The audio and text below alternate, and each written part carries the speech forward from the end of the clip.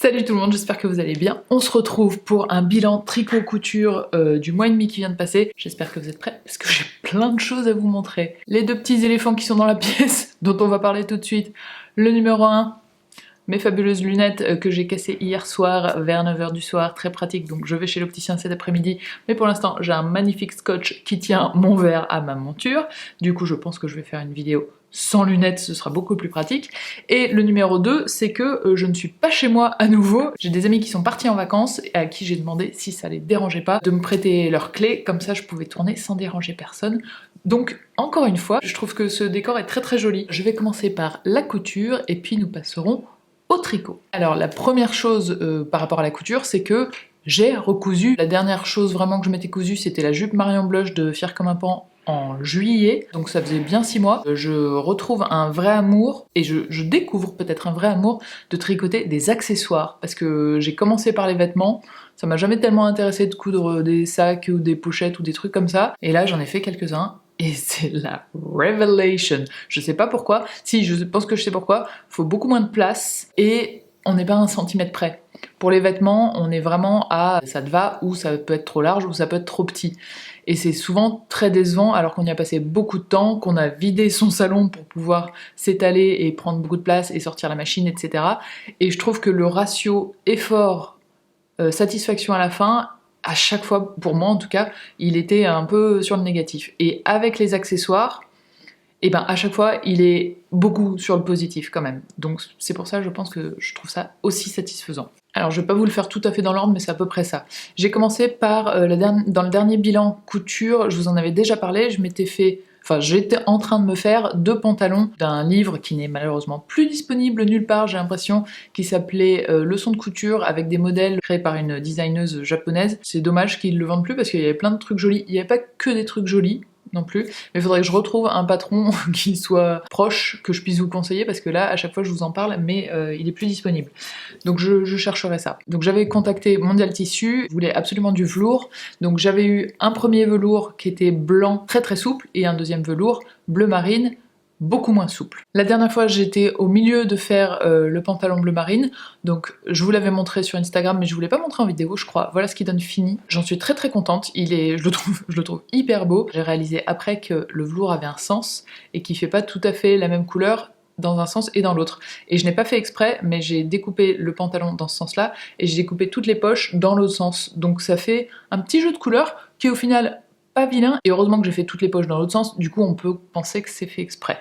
Au pied, c'est des faux ourlets en fait, parce que si on retourne le tissu, l'intérieur il est un peu rugueux, enfin c'est pas très très esthétique je trouve, donc j'ai fait un système j'ai redécoupé un morceau de tissu que j'ai mis à l'inverse de l'autre, et du coup quand on le retourne, on voit le bleu marine aussi, et en revanche là j'ai fait une fois le tissu comme ça, et une fois le tissu comme ça, donc les deux ourlets sont pas exactement de la même couleur, mais si on le sait pas, on le voit pas trop. Alors celui-là je le porte, c'est très cool. Faut juste que je rajoute des petits passants à la ceinture pour pouvoir mettre une ceinture, parce que l'élastique, ou alors faut que je resserre un peu l'élastique, mais l'élastique il descend un tout petit peu. Celui-là je l'ai fait taille haute, et ça c'est vraiment top, parce que tous les autres que j'avais fait à partir du même patron, j'avais baissé la taille, et en fait c'était pas une bonne idée. Là je suis vraiment bien. Et le tissu, il faut le savoir, je l'ai enfilé la première fois, j'étais catastrophe, il est trop raide.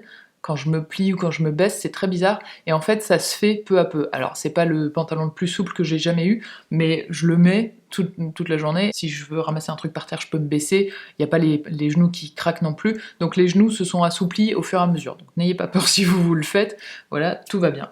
Pour le blanc, je sentais dès le départ, quand j'ai commencé à couper le tissu, que le tissu était très très souple, voire même peut-être un peu transparent.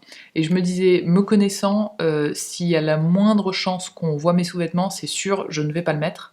Et ce que j'ai fait, du coup, c'est que je me suis dit, ça fait des années que je veux me faire un bas de pyjama, et je ne l'ai jamais fait.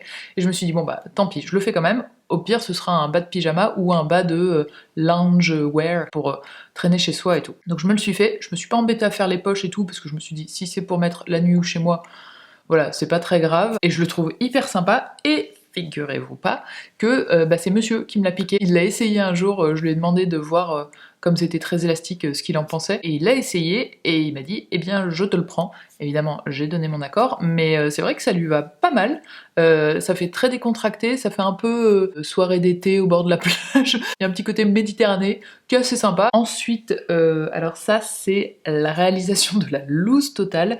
Je vous avais montré la dernière fois, j'avais découpé le tissu déjà de la veste Dune de chez Jolie Lab, que j'avais dans ce très joli tissu beige à paillettes. Et j'ai cousu jusque là, donc j'ai le dos, j'ai la parmenture, j'ai le devant, et au moment de coudre cette partie-là devant, eh bien je me suis rendu compte que je l'avais découpé dans le mauvais sens. Là c'est l'endroit, et là c'est l'envers. Et donc pour le coudre là, eh bien je l'ai dans le mauvais sens. Évidemment, il ne m'en restait pas assez pour le refaire, mais c'est pas grave parce que je trouve le tissu vraiment très sympa et les pièces étaient assez grandes et du coup j'ai fait un essai, je me suis fait une petite trousse comme ça en me disant on verra si c'est sympa ou pas, et c'est hyper joli en matelassé comme ça. Pour l'instant j'ai fait un essai où j'ai pas du tout doublé la trousse, mais je vais en refaire quelques-unes, et je me dis que ça peut être sympa. Limite papier cadeau aussi, mes pochettes réutilisables de papier cadeau, avec les petites paillettes et tout, je trouve ça trop beau. Deuxième chose que je me suis faite, toujours de chez Jolie Lab, c'est la blouse Cherry Blossom,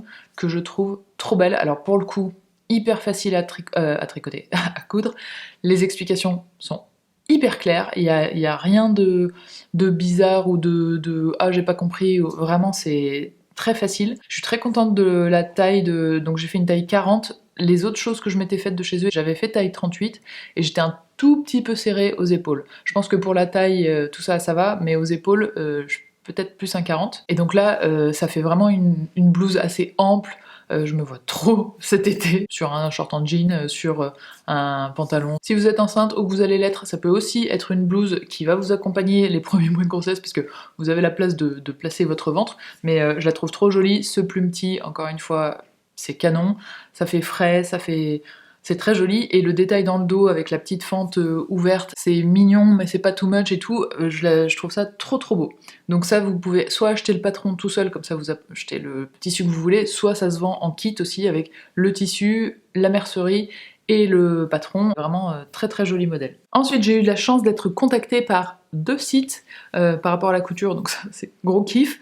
Le premier c'est Wisso, ils vendent et des tissus et des patrons, et il me semble qu'il y a aussi des kits où vous avez le patron et le tissu ensemble. Ils m'ont proposé de choisir des choses, comme j'avais très envie d'été, j'ai choisi 2 modèles que je trouve trop beaux qui vont ensemble, donc c'est un short taille haute et un petit haut plutôt très court, donc plutôt crop top, où je vois trop bien ça pour cet été, pour aller à la plage, pour voilà, peut-être en ville, est-ce que j'oserais me balader avec le ventre à l'air? Peut-être s'il y a une grande veste dessus ou quelque chose comme ça. Et pour le tissu, j'ai choisi cette viscose.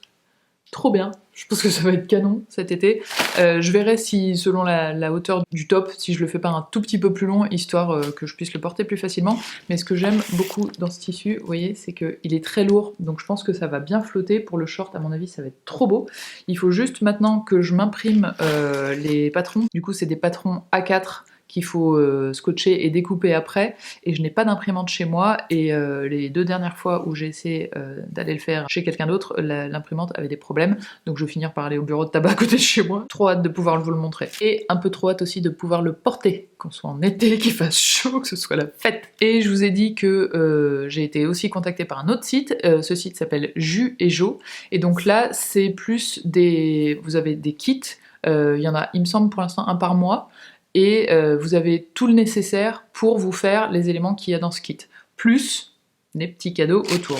Donc là, moi, c'est le kit de Noël que j'ai. Vous avez des patrons qui sont sur une grande feuille à découper, et j'ai fait exprès de pas toucher à la box pour vous montrer comment ça arrive. Donc hop là, on a le petit carton comme ça, et dedans, attention, il y a toujours aussi des petits cadeaux. Donc là, il y a une eau micellaire, et à chaque fois, c'est des marques sélectionnées, plutôt éthiques, ou alors made in France, ou enfin, sur la page produit, ils vous expliquent tout ce qu'il y a. Donc là, c'est une eau micellaire démaquillante de chez Pulpe de Vie, et il y a des petits chocolats que je n'ai pas mangés pour pouvoir vous les montrer.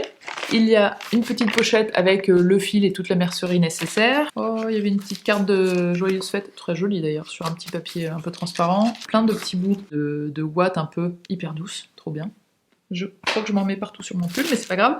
Il y a le tissu qui me permettra de faire un pochon. Et alors pour le tissu, vous pouvez soit acheter le kit version DIY, c'est-à-dire que vous recevez un coupon de tissu et c'est à vous de le couper, soit vous le recevez en semi-DIY, vous le recevez déjà coupé. Moi j'ai demandé déjà coupé, mais je trouve ça hyper sympa d'avoir l'option en fait de pouvoir choisir.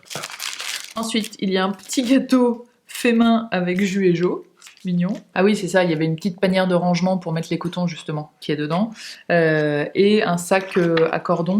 Tout ce qu'il y a dans le kit est expliqué là, toutes les manips pour la couture sont expliquées là. Vous avez même du thermocollant, enfin bref, il y a vraiment tout pour pouvoir vous faire le contenu du kit. Il y en a eu une autre où c'était une trousse à bijoux. Bref, il y a un thème spécial tous les mois et a priori c'est plutôt des accessoires.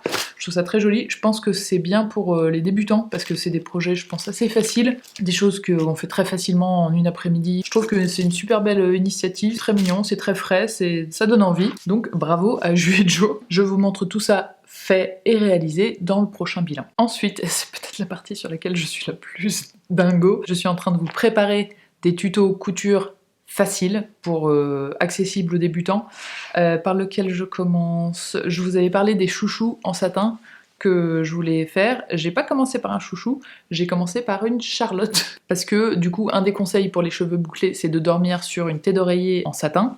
Il paraît que ça casse moins les cheveux et c'est meilleur, etc. Et je me suis dit, mais oui, mais quand on voyage, on n'emporte pas forcément sa tête d'oreiller partout. Donc, la Charlotte, c'est très facile à faire. Et juste pour le plaisir, je vais vous montrer la tête que ça fait. Hop là. J'ai l'impression de partir à l'hôpital un peu. Mais voilà, ça donne ça. Et du coup, vos cheveux sont pris là et ils sont protégés. Je vais aussi essayer de faire un tuto de thé d'oreiller, dans l'idéal. La Charlotte, parce qu'il y a la version satin pour si on a les cheveux bouclés, mais il y a aussi la version pour faire une Charlotte pour les saladiers. Donc peut-être que je ferai deux tutos différents parce que ce ne sera pas les mêmes mots de recherche, je pense, qui seront idéaux. Et sinon, on peut aussi s'en faire une qui soit imperméable pour la douche. Triple efficacité. Et donc dans ces matières un peu satinées, comme ça, je vais aussi faire un chouchou et peut-être la thé d'oreiller. Et le deuxième, attention, je pense que vous allez voir tout mon amour. Je les trouve trop belles. Donc, qu'est-ce que c'est? Ce sont des trousses zippées, mais transparentes. Et en fait, là-dedans, donc attention, c'est le saut parfait entre la partie couture et tricot. Là-dedans, c'est tout mon matériel, tout mon nécessaire quand je tricote. Si j'emporte ça, et mon tricot évidemment, j'ai absolument tout avec moi. Et tout est parti de l'idée que avant, quand je cherchais par exemple un crochet, eh bien j'ouvrais ma trousse, qui était noire, faut dire, c'était peut-être pas le plus malin, et je vidais tout sur mon bureau pour trouver, parce que fouiller dans le noir, vous voyez ce que je veux dire, quand on voit pas du tout ce qu'il y a dedans, c'est très relou, et en plus les accessoires de tricot, c'est souvent plein de choses assez petites, donc c'est pas vraiment au toucher qu'on peut faire la différence entre une grande épingle à nourrice ou un crochet. Donc ce que j'ai fait, c'est que je m'en suis fait une très grande, taille A5, pour pouvoir tenir un patron plié en deux et mon petit carnet où je prends mes notes. Ça, c'est indispensable. Ensuite, je m'en suis fait une comme ça, trop mignonne. Donc là, c'est transparent, mais avec des petites paillettes pour tenir tous mes petits accessoires qui tiennent dedans, avec une autre couleur de zip. Faut que je rajoute une gomme, mais voilà, crayon, stylo. Et la dernière, elle est pas trop mignonne. Je voulais une trousse juste pour mes crochets. Et ça, c'est le genre de truc, je n'ai jamais trouvé cette taille-là pile dans le commerce, donc j'ai pu mesurer mes crochets, j'ai rajouté quelques centimètres pour qu'ils sortent facilement de la trousse, et voilà, je me suis fait une toute petite mini trousse. Ce qui est top, c'est que ça vous permet de faire des trucs absolument sur mesure selon le truc que vous voulez mettre dedans. Si vous voulez faire une pochette pour votre portable, vous prenez les dimensions de votre portable et vous pouvez faire autour. Donc ça, c'est vraiment trop bien. Et donc, tout ceci pour vous dire que la semaine prochaine ou dans 15 jours, selon, il me reste quelques fournitures à recevoir, mais je vous prépare un tuto pour ça. C'est ultra facile. Donc pareil, ça peut être un tuto pour les grands débutants. C'est génial parce que l'avantage du plastique par rapport au tissu, c'est qu'il ne faut pas repasser, il n'y a pas de doublure, ça fait une finition jolie, c'est vraiment hyper pratique. Et avec les mêmes explications, on peut faire toutes les tailles, c'est toujours le même procédé, donc je trouve ça trop bien. Je vous montre tout ça dans, je vous dis, soit la semaine prochaine, soit dans 15 jours. J'ai tellement envie de m'en faire 12 milliards, une pour mon sac à main, une pour ma trousse de toilette. Je trouve ça trop pratique en fait de voir ce qu'il y a dedans et de pas chercher 3 heures quoi. Toutes les fournitures et tout ça, c'est Mondial Tissu qui me les a envoyées, mais je vous ferai le tuto et je vous expliquerai tout ça à ce moment-là. C'est mon méga coup de cœur de ce bilan couture et tricot. Ensuite, passons au tricot. Alors, il me semble que je l'avais déjà terminé la dernière fois, mais peut-être pas, il me restait peut-être un petit corps de manche. C'est le pull Luz en laine Aubusson, hop là, qui est là, que j'adore, que j'ai déjà porté souvent. Je le trouve trop bien en fait, cette version avec la laine plus... ça fait un peu plus sport et tout, je trouve ça hyper sympa. Je pense, maintenant que je l'ai porté plusieurs fois, que je vais peut-être défaire les poignets et pour les refaire un peu moins serrés, parce que là ça fait vraiment manche ballon, et je me rends compte que je préfère une manche qui fait un peu plus... un peu moins marquée, quoi, un peu plus banale si vous voulez. Donc je vais le défaire et peut-être le faire pas droit mais un peu plus. Et je me demande si je vais pas aussi défaire la partie du bas, pour deux raisons. La première, c'est que je suis passée aux côtes au moment où je changeais de couleur, et du coup il y a ce petit rang qui fait pas du tout comme les autres, juste avant les côtes, et c'est un peu dommage. Et la deuxième raison, c'est que sur ce pull-ci que je porte, il y a au niveau de l'ourlet en bas une petite séparation entre le devant et le derrière est un tout petit peu plus long que le devant, et je trouve ça hyper joli, donc je vais peut-être l'adapter sur ce truc là. Ça c'est l'avantage de se faire ses vêtements, c'est que on peut prendre des éléments par-ci par-là de différentes choses et les adapter comme on veut, ce qui fait qu'on a vraiment des vêtements qui nous ressemblent. Et le gros avantage du tricot, je trouve, c'est qu'on peut défaire une partie et la refaire, alors que je trouve qu'en couture, défaire une partie c'est souvent défaire tout et refaire. Donc je trouve ça plus facile à modifier quand même le tricot. Donc je vous confirme que ce sera le kit d'avril pour Tricool. Ça va être un kit qui va être assez cher, puisque je fais toujours avec la laine de Fonty, qui est de très bonne qualité, qui est made in France, qui est plutôt haut de gamme. Donc selon la taille que vous voulez vous faire en laine, on est entre 75 et 150 € à peu près. Et pour les aiguilles, j'ai eu un petit dilemme. En fait, c'est pas la même taille pour faire le col et le corps, donc il y a déjà deux tailles d'aiguilles. Ensuite, pour faire le col, il faut un diamètre plutôt petit, et puis ensuite on passe à un diamètre plus grand. Donc même dans la taille d'aiguille de là, il y a le petit diamètre et le grand diamètre. Ensuite, pour faire les poignets, moi j'aime bien prendre des tout petits diamètres, donc ça faisait encore une sorte d'aiguille, et pour le montage provisoire, il faut un crochet, donc ça faisait encore un instrument en plus. Bref, quand j'arrivais à la somme du prix de tous les équipements que je voulais, on était autour de à peu près 70 ou 80 € d'aiguilles et d'accessoires. Et du coup, je me suis dit, est-ce que à ce prix-là, au lieu d'avoir ce qu'il faut pour faire ce pull, ce serait pas mieux de mettre 10 € de plus et d'avoir ce qu'il faut pour faire tous les pulls, c'est-à-dire le set d'aiguilles avec toutes les tailles d'aiguilles et les câbles interchangeables. Comme ça, vous n'avez pas des trucs individuels, vous avez toutes les tailles de câbles, et vous avez qu'à interchanger. Et ça coûte 99 €. Moi, je suis plutôt allée dans cette direction-là en me disant, les personnes qui ont déjà des aiguilles n'auront pas besoin de ça, et par contre, les personnes qui n'ont pas d'aiguilles vont s'équiper et vont avoir tout de suite le set d'aiguilles à 99 €. Pour éviter que ça vous fasse casser la banque le même mois, le set d'aiguilles, je l'ai déjà mis en vente sur Tricool en précommande, parce que je vais le recevoir en avril. Donc voilà, si ça vous intéresse, vous dépensez les 100 € maintenant, et vous dépenserez juste, ça reste une somme, mais la laine au moment d'acheter le kit. Vous les recevrez par contre en même temps. Et set d'aiguilles, j'en avais commandé 30, il y en a déjà 12 qui ont été précommandés. Donc voilà, si ça vous intéresse, n'hésitez pas à me dire, et si vous pensez qu'il faut que j'en achète plus, n'hésitez pas à me dire aussi. En tout cas, je suis très très contente. Et donc ce pull, je suis en train de me le tricoter en laine beaucoup plus vaporeuse, en ombelle de chez Fonty, et je trouve ça hyper joli, la couleur est trop belle. C'est avec celui-ci que je filme le tuto pour vous expliquer le pas à pas, donc à chaque fois que je fais une étape, je la filme, c'est pour ça que ça me prend un petit peu de temps, mais il sera fini pour la sortie du kit, bien évidemment. Et d'ailleurs en avril, ce sera aussi le retour des kits débutants avec les aiguilles double pointe qui vous avait tant plu, et après je n'ai pas encore repassé de commande. Si je passe commande maintenant chez Adi, je les recevrai en juin normalement, ce que je commande, ce qui veut dire que je sais pas du tout ce que sera ou quand sera le prochain kit ou son contenu ou quoi que ce soit. Je reviens juste une seconde sur le pull Luz, parce que je vais vous en parler aussi pour ce pull là. N'oubliez jamais l'étape du blocage à la fin d'un tricot, parce que franchement ça change tout. Et pour celui-là, moi ça a vraiment changé l'aspect du pull en fait. Ça le détend, ça le rallonge. Quand j'ai essayé celui-là, juste après l'avoir fini de tricoter, j'ai essayé, les manches, elles m'arrivaient genre là. Et je disais, mais c'est pas du tout ça que je voulais, moi je voulais des manches longues. Et en fait, après le blocage, elles avaient pris plus de 5 cm. Donc n'hésitez pas à évidemment on veut l'essayer parce qu'on est curieux, mais à le bloquer d'abord et à faire des modifications après, parce que ce serait dommage de rallonger les manches avant et de se retrouver avec des manches qui arrivent bien après vos mains. Donc le blocage, si vous savez pas ce que c'est, je vous remets une vidéo quelque part pour vous expliquer.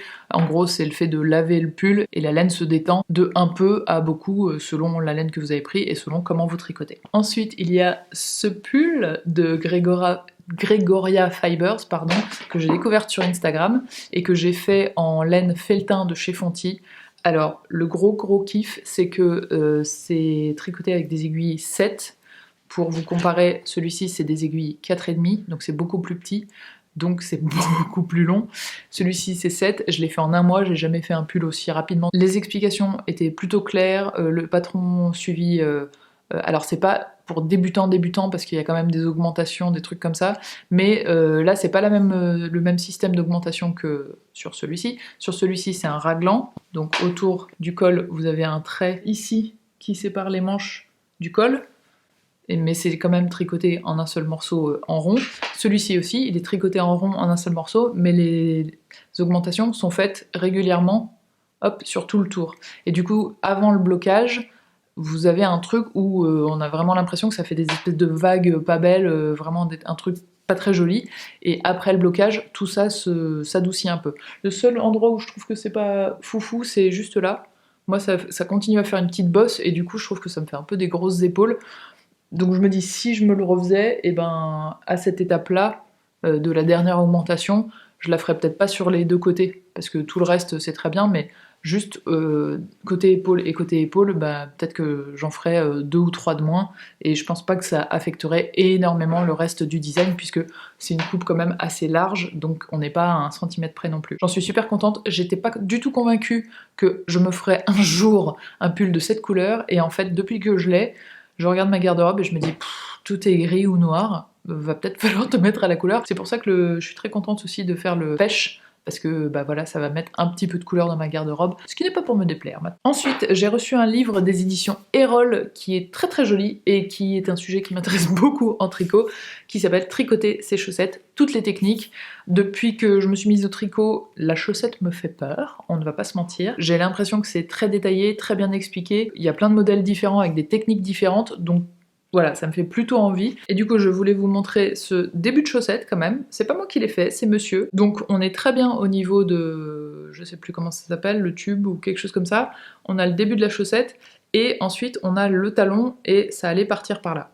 Et en fait, monsieur tricote bien, très bien. En revanche, lire et décrypter les patrons, c'est pas trop son truc. Donc en général, il me demande de décrypter et de lui expliquer. Et là, clairement, il y a une étape que j'ai pas comprise au niveau du talon, puisque, voilà, ça donne quelque chose comme ça. J'ai bien regardé après, il n'y avait pas de vous pouvez maintenant coudre les talons et tout.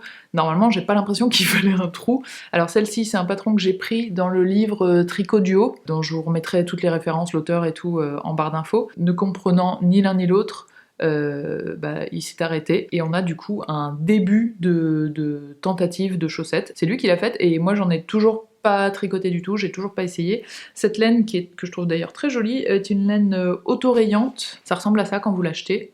Et ça fait des rayures tout seul en fait. La teinture du fil fait des rayures et elle vient de chez Bergère de France. Je l'avais achetée il y a au moins 2 ans. Et quand j'ai commencé le tricot, et je m'en suis jamais servi. Donc quand il a voulu essayer les chaussettes, j'étais très bien, j'ai la laine, bouge pas. Il faut que je creuse ce mystère de la réalisation de chaussettes, donc ça c'est très bien. Je suis sûre qu'un jour j'y arriverai, mais je sais pas, j'ai un blocage, comme j'avais un blocage avant en couture avec les accessoires, et maintenant c'est mon amour ultime, donc peut-être que dans un an je tricoterai plus que des chaussettes, qui sait. Ensuite j'ai acheté 2 patrons sur Ravelry, il y en a un qui est de Isabelle Kremer, qui est un petit peu une des restas de design tricot sur Ravelry, qui fait plein de pulls que je trouve très beaux, notamment certains avec du jacquard. Là, faudra que je m'y mette un jour aussi à mettre une deuxième couleur dans mes tricots. Et donc celui d'Isabelle Kremer, c'est monsieur qui le fait, et chapeau, parce que c'est pas facile, mais le début est hyper joli, je pense qu'il va être canon, et donc il se fait un pull, première aussi. La laine de ce pull, c'est la Fado de chez Fonty, et je trouve que cette couleur, ça va trop bien avec le motif. Et le deuxième, c'est le pull qui s'appelle Fortune de Petite Nid, qui est aussi une des grosses stars de Ravelry. J'ai fait un échantillon pour tester la laine que j'avais chez moi, avec, c'est de la laine Kid Opal de chez Fonty. Et alors, je sais pas si vous allez voir la différence, mais en bas, c'est 2 fils gris, et en bas, c'est un fil gris et un fil blanc. Le gris et blanc est un tout petit peu plus lumineux. J'hésite sur la couleur à faire, en fait, parce que je pourrais aussi le faire tout en blanc, mais comme il est un peu fin, j'ai peur que ce soit un peu transparent. Quoique j'ai des débardeurs en fait couleur peau qui pourraient faire la blague. C'est peut-être plus joli en blanc, parce que ça je trouve pas ça très lumineux, je sais pas si ça m'irait très bien au teint. Et j'ai dit que je voulais sortir du gris en plus. Le blanc, je sais que j'aime beaucoup le porter parce que c'est une couleur très fraîche. Sinon, ça pourrait être aussi une autre couleur, mais il se trouve que le gris et le blanc, je les ai chez moi. C'est des laines que j'avais achetées pour tester, pour voir ce que c'était chez Fonty. J'en ai jamais mis dans les kits encore, donc j'ai une dizaine de pelotes de chaque couleur qui sont chez moi, donc je me dis autant les utiliser. Et le dernier point que je voulais aborder en tricot, parce que plusieurs personnes m'ont posé la question ces dernières semaines, c'était par rapport à mes douleurs que j'avais eues pendant longtemps, notamment dans l'avant-bras et au coude, dans les deux bras. Et j'avais fait une pause où pendant, je pense, 6 mois, j'avais pas du tout tricoté, et vraiment, je pense que pendant un temps, en tout cas, c'est indispensable de laisser votre corps se régénérer un petit peu, avec des massages réguliers pour encourager la vascularisation, je crois que ça se dit, genre la bonne circulation du sang, le fait qu'il soit stimulé et tout, c'est très important, des massages. Et ensuite, quand j'ai repris, j'avais plus mal du tout. Quand j'ai repris, mais vraiment les premières semaines, c'était hyper strict. C'était genre une demi-heure par jour. Peut-être au bout de quelques semaines, c'était 1 heure par jour. Parce que les marathons de je tricote 4 heures dans la journée, et ben forcément, c'est pas très bon pour vos tendons, ni pour vos articulations, ni pour vos douleurs. Et en fait, je pense qu'en faisant ça, petit à petit, ça m'a musclé les bonnes parties. Enfin, ça a été un exercice d'habitude, et ça n'a pas été trop violent, genre je passe de rien à 7 heures par jour, comme une acharnée que j'étais, pour tricoter mon pull pêche. Voilà, j'ai un tout petit peu, je sens un tout petit peu, là, le bas de mes avant-bras, mais rien à voir avec avant. Avant, je me couchais, je sentais mon bras, j'étais jamais bien, je le changeais de position 200 fois et j'avais encore mal. Là, rien à voir, c'est un petit sentiment d'inconfort, mais très léger. Et je pense que une des choses aussi qui a beaucoup participé au fait que je n'ai plus mal, c'est que j'ai arrêté de tricoter en méthode continentale. La méthode continentale, c'est vous avez le fil dans la main gauche et on passe juste crocheter presque le fil avec l'aiguille droite. Et en fait, c'est une méthode où je pense qu'on peut être très détendu en le faisant, mais moi, en l'occurrence, j'ai pas trop bien réussi, je pense, à le faire. Or maintenant, je prends le fil dans la main gauche et je passe. Alors c'est aussi beaucoup de mouvements, mais je suis beaucoup moins tendue. J'arrive à être beaucoup plus souple dans mes gestes et donc ça me fait moins mal. Donc j'ai quasiment arrêté la méthode continentale. Je le fais encore très rarement sur des périodes courtes, mais je vous dis j'ai quasiment abandonné parce que je me rends compte que au bout de 2 rangs ça me fait mal comme ça me ferait mal dans l'autre méthode au bout de 2 heures. Donc bon, je me dis que c'est peut-être pas forcément la peine, juste pour le plaisir d'aller un peu plus vite. Et je pense aussi que c'est ça, c'est qu'au départ je voulais absolument tricoter vite. Et en fait, c'est pas une bonne idée. Je préfère maintenant me dire, ça finira quand ça finira. C'est pas une course, j'ai pas besoin d'être en apnée et j'ai pas besoin de finir absolument avant tout le monde. Et voilà, j'espère que ça a pu vous intéresser. N'hésitez pas si vous avez la moindre question. J'ai relisté tout ce dont je vous parle avec les liens, avec tout ça en barre d'infos pour que ce soit clair pour tout le monde. Je vous dis j'espère à la semaine prochaine pour ce tuto là, et sinon ce sera dans 15 jours, et entre temps il y aura peut-être une vidéo routine teint à voir. Je vous souhaite une très belle semaine et je vous dis à très vite. Ciao!